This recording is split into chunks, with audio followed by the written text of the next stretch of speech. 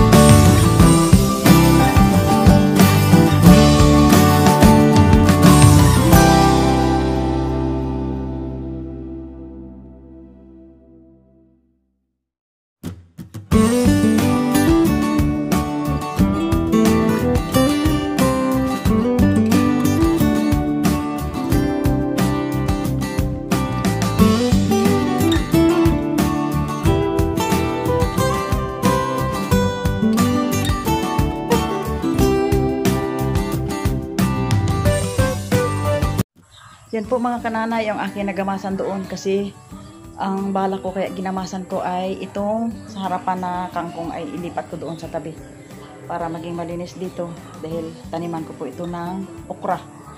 Ayan po mga kananay. Pahinga-hinga muna sina kananay dahil pangit man yung sobrang trabaho. Pahinga-hinga muna. Ganyan lang ang mga senior. Kailangan kaunting trabaho lang, pahinga ulit para hindi ka mabalda. Parang exercise na po ito mga kananay kasi hindi man po ako magpapawis, hindi man ay pangit man po sa katawan. Kailangan magpapawis tayo ng mga senior. Kaunting exercise, di ba? Yan po yung magulang na saluyot dyan sa gitna. Yan, sa tabi na lang po yung mga saluyot para ayos. Mamaya po itong salay ay bawasan ko po ng dahon, sobrang kapal na na sila. Kaya muna, pahinga muna. Ngayon po ay kakain po ako ng tanghalian at ang ulam ko po ay yung kaninang kinuha ko doon sa talbos ng saluyot at saka itong talbos ng kamuti, yung kangkong leaves.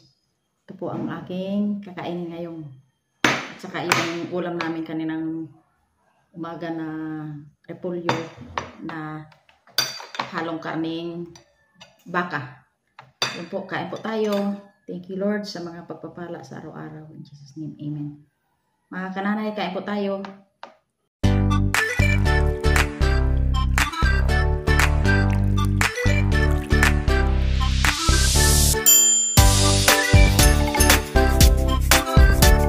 Dito po mga kananay kay Brother Ed, kahit parang syudad ito, pero daming gulay. Dahil pag ikaw ay masipag, talagang hindi ka maubusan ng gulay. Kasi may space naman po mga kananay, dito pwedeng taniman.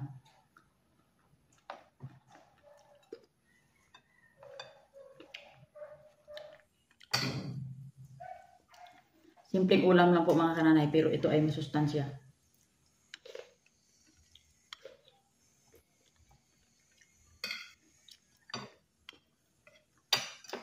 Tuloy po ang aking gagamas dito sa likod.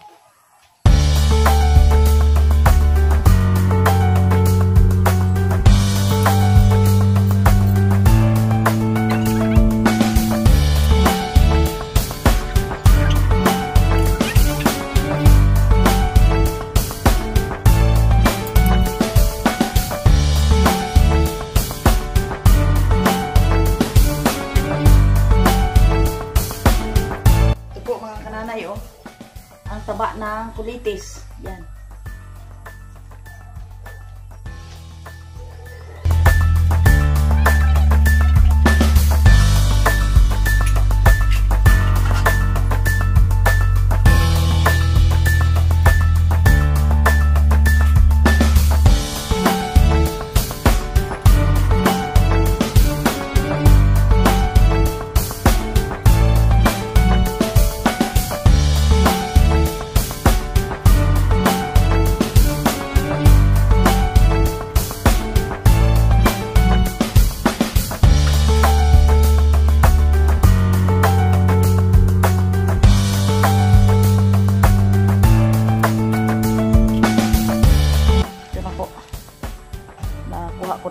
Dito ang ang kangkong.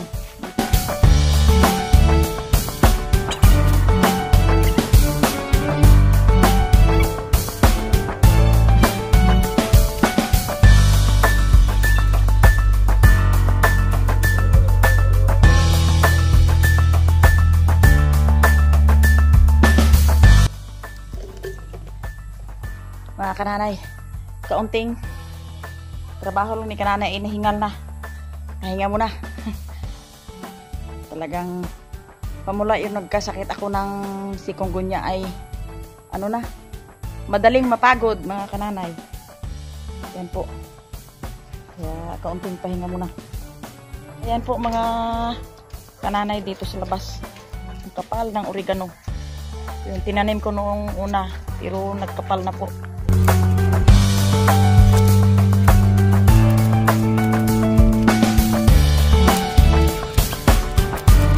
Malayo ka na.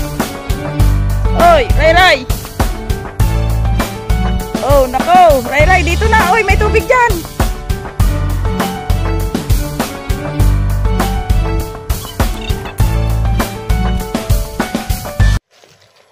Yun. Ayan na po. Doon na. Ray, halika. Oy, matumba. What? Naku, matumba. Takot sa sasakyan. Oh, huwag kang magpunta dyan, madumi dyan. Halika. Karga daw, karga. Hala. Hindi tayo makagamas ng street nito. Dito si Ray. Yan. Alis dyan. May mga ano dyan. May langgam. Yan, langgam. Ayan. Oh, babay muna, babay. Babay kay Lula. Dito sa akin harap. Babay. Dali, babay. Yan. Bye-bye. Yun. Yan, babay. O, sige, babay. Hello. Mga kananay. Oy. Oh, yo.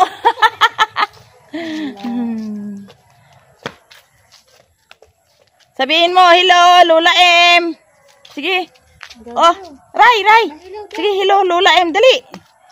Ray. Yan po ang aking ginamasan ng isang araw. Oh, maganda na ang bulaklak. Yan. Dati yan po ay masukal. Oy. Ray. Sabihin mo kay Lula M. Hello, Lula M. Mama M. Dali. Nako.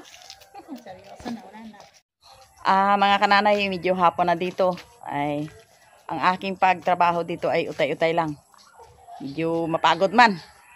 Mahirap na talaga pag pag nagatanda ka na. Kaunting trabaho ay hingal ka na. Kaya, dahan-dahan lang, dahan-dahan bigla. At ayan po, next na naman po sa sunod na araw. To be continued po. Bye-bye!